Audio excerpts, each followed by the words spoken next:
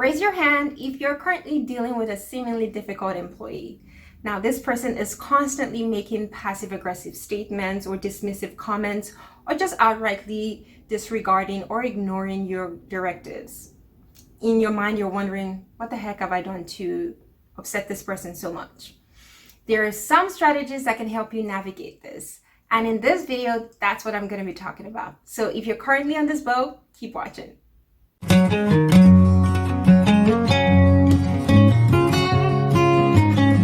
Welcome to another episode on the Growth Leadership Cafe. My name is Adesowa and I am a leadership coach and management trainer for first-time or emerging leaders. And so if this is your first time coming across my YouTube channel, you're very welcome to the community. On this channel, I talk about all things personal and organizational leadership for folks who are new to management or some form of supervisory role. So if you're not yet subscribed to my YouTube channel, this is a great time to do that, and click on that notification bell so you get a buzz every time I post a video, which is every week Tuesday, 8 o'clock a.m. Central Time. And for my avid subscribers, gracias amigos, thank you so much for sticking with me so far. So moving on to the topic for today, I am talking about managing a difficult employee. Now, how do you go about addressing the situation without making it worse or doing more harm than good? The goal is to have a healthy working relationship with every member of your team. And if you're getting constant resistance of passive comments from one individual or two in your team, it is time to address it. And so I'm going to be sharing with you a couple strategies that can help you navigate these waters. The first strategy is to ask yourself a couple questions. One, what about this person is difficult? Why am I labeling this person difficult? What behaviors are they exhibiting that is bringing me to the conclusion that this person is difficult? Because to that person, you might be a difficult person to them as well. If you can identify and name those characteristics, that is a great first step.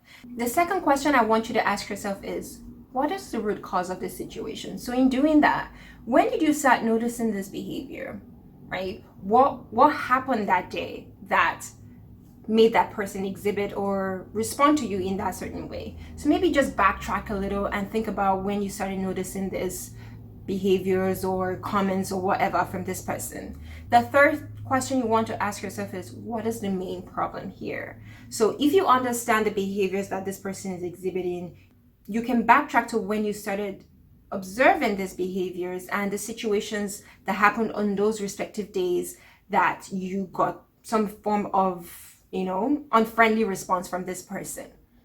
And so you can really dig deep to identify what the main problem is here.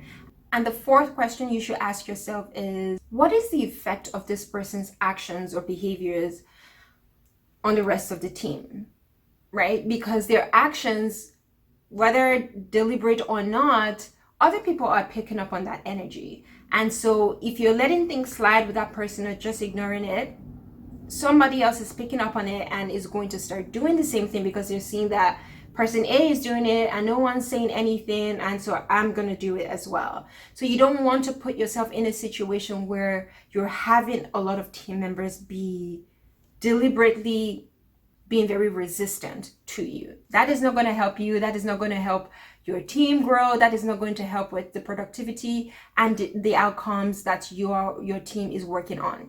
The other question you want to ask yourself is, what is the solution? So what is the alternative? What behaviors would you like to see from this person? Now that you've thought about what the root cause is, you know what the main problem is, how would you like to go about solving this? What would a solution look like for you?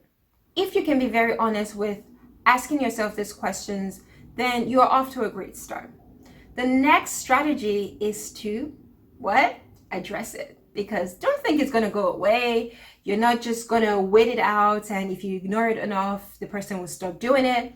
Trust me, it's only going to make it worse. Because if someone is exhibiting certain types of behavior or constantly making passive comments, or if you ask them to do something and they don't do it, first of all, other people are noticing. Okay, as much as you're observing it, you're not the only one who's doing that. Other members of the team can see what's going on. And so if they're seeing, okay, this person did this and got away with this, that tells them, okay, I can do this and get away with it too. So you don't want to allow it to go on for so long and it starts to spread. That sort of energy starts to spread within the team. You want to kind of nip it in the bud right away. All right. And so you want to address it directly. Obviously, it doesn't have to be confrontational, but you want to have an honest conversation about what your observations are. In addressing this situation, invite the person into your office, create that environment that feels very non-threatening, and you can have an honest dialogue about it. So bring that person into your office and just start by saying, hey, I wanted us to have a quick conversation. This is what I'm noticing. So I want you to stick to the facts. Don't try to put your feelings into it and talk about how it's so frustrating, the person's actions. You want to stick to the facts. What have you been seeing? What have you been hearing? And express that and let them know these have been your observations.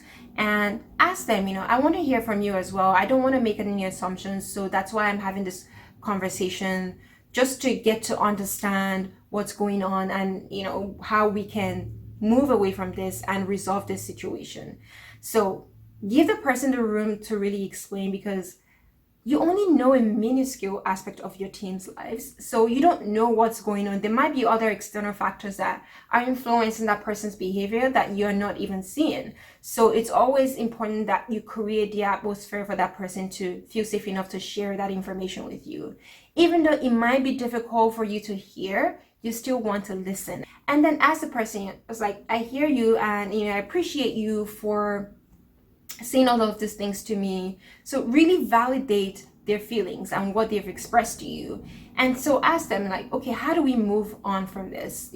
What commitments can we both make today that is going to make this situation different going forward for the both of us, or not just for the both of you, but for the rest of the team as well. Let them know that you want to work well with them. You want to have a good relationship with them. So what can you both do to work towards that outcome? And so hear from them, put the onus on them to be able to tell you what they think the solution is. And if you have your own solutions, which you must have thought about before coming to that meeting, is share your own solutions as well to what you think would be, the right next step in resolving the situation. And so hopefully this can help clear things up. And the next couple days, so it's not just having that conversation and that's it. The next couple days are crucial. The next couple weeks are crucial. Is to start, being very deliberate and intentional about following through on your commitments, and, letting them know as well that this is something that you are going to be watching out for. And maybe in the next couple weeks, you guys can check in again and see how things are going. The last thing that I want you to do after this meeting is to document the outcome of this meeting. So once this person has left your office or wherever you guys met, go back into your workstation and just write in an email and thank them for making the time to speak to you about whatever is going on, and just say, just so for the sake of reference purposes, so you guys are both reminded of your commitment, you wanted to put this in writing as well. So document the outcome of your conversation with that person in an email and send it to them. And so this way, there is a record of it that even though these behaviors have been happening, you made an attempt or an effort to address it, and there is a written record of it. All right. I hope this has been able to give you some perspective on how to navigate dealing with a seemingly difficult coworker or team member. And if you do have any questions about this and you have a peculiar situation that I didn't really touch on today, by all means, feel free to contact me. You can comment down below in the comment section. You can reach out to me on any of my social media platforms, which you can see on the screen right now. And I will make it a duty to respond to you. All right. And if you have challenges having those difficult conversations, I got you. So in the description box below, you will be able to download my free difficult conversation guide that will essentially help you have those difficult conversations and get the outcome that you want out of those conversations. And so download it. It's free of charge and use it as much as you like. Anyways, thank you so much for listening today. I would see you on the next episode. Bye for now. Bye.